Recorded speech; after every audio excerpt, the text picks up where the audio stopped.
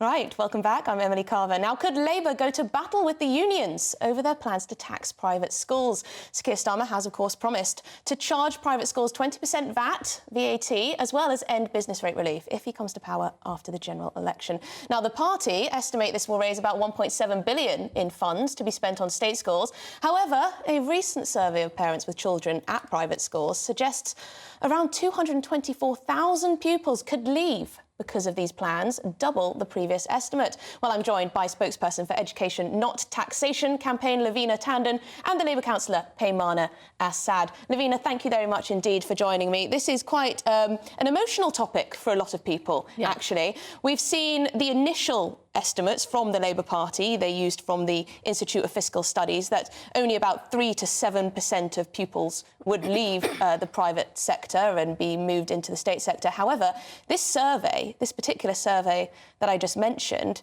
up to nearly half of pupils may end up leaving. What are your thoughts?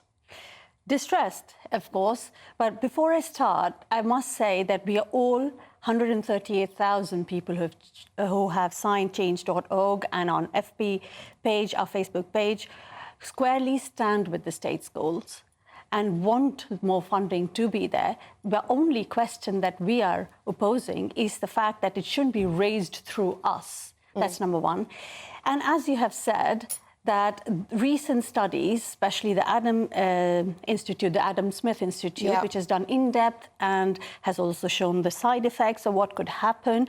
And we, as a group, are corroborating it, hearing it on the ground, that yes, so many people would leave. And if that happens, which it looks like will happen, then it is going to cost the economy 1.6 to 1.7 billion rather than gaining. So we actually are putting our kids as collateral damage for something that also would not gain anywhere.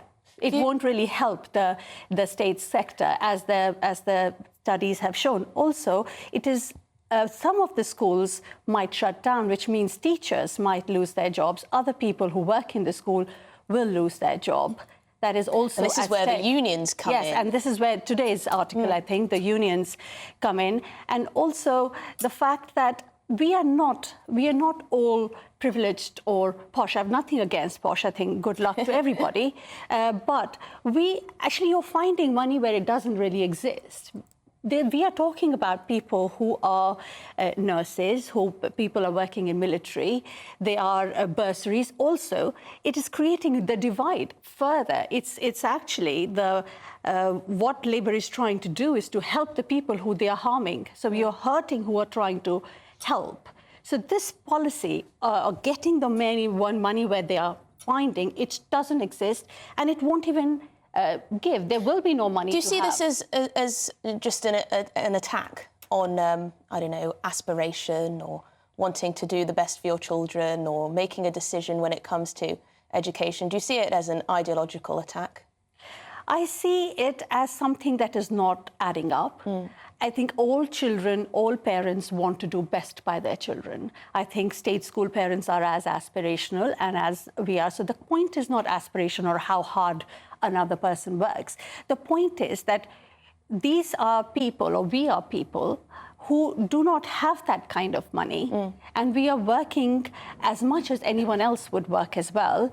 But we are actually contributing to the economy anyway. We are paying our taxes. And education Which pays for state schools. Yes, which pays for state schools. It is 8,000 to 12,000 annually that it is required for a child to take through the state system. And we are not using that money. So we are paying the state. We are not using this facility.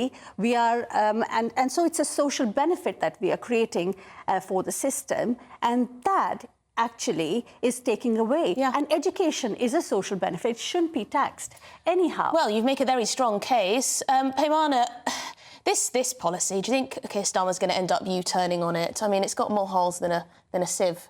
No, I don't think it does have holes, actually. I think that this is the politics of equality, not the politics of envy. And I think that if you're able to pay for a private school around 12 to 13,000 for your child to go to a private school, why should that school then get charity status? Why should that school be exempt from having to pay VAT? Why should that school then get business relief? But my question... You've got union bosses, though. You've got union bosses saying Keir Starmer should think through the consequences. That's the General Secretary of the NASUWT Teaching Union. You've got the General Secretary of the National Education Union saying we need to robustly defend teachers against any redundancies that may result from this. There's quite a bit of pushback. There's a lot of people from within the left-wing movement saying, hang on, have you thought this through? Have you thought about the repercussions on the state system? Where are all these students going to go? So the first thing I'd say is nothing has happened yet. Nobody has lost a job. This is a discussion around... around... Two schools have closed and are going to close, and they've said already that this is because parents won't be able to pay these fees. Where are these schools, sorry? So we've got Downham Prep School in Norfolk. They've said they're going to shut next month. Almost a third of their pupils have special needs, and they say this is down to Keir Starmer's plans. So I think that one of the things... They won't be able to absorb that cost. Sorry, I haven't had enough time to talk about this. Yeah, absolutely. I think support for special needs education is really... the funding for that is not enough, and the government needs to increase funding for that.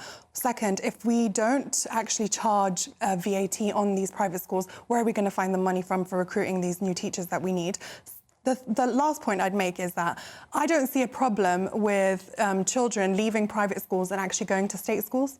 I think that would actually equalise the level of attainment in state schools. I think my communities, the working class communities, they're aspirational. They want really good education for their children, and they're not actually getting that at the moment. And I don't see this as a way of penalising private schools at all. I think that if children were to leave private school and go to state schools, I actually think it would raise the standards in the state schools. One, and two, if you can't pay, if you have enough money to pay for your child to go to private school, I just don't understand but not why everyone you're is complaining. rich, are they? Not everyone is rich. Lots of people save. They have grandparents teachers who of help. private schools shouldn't be charging so much fees. Just one last word for you. Yes.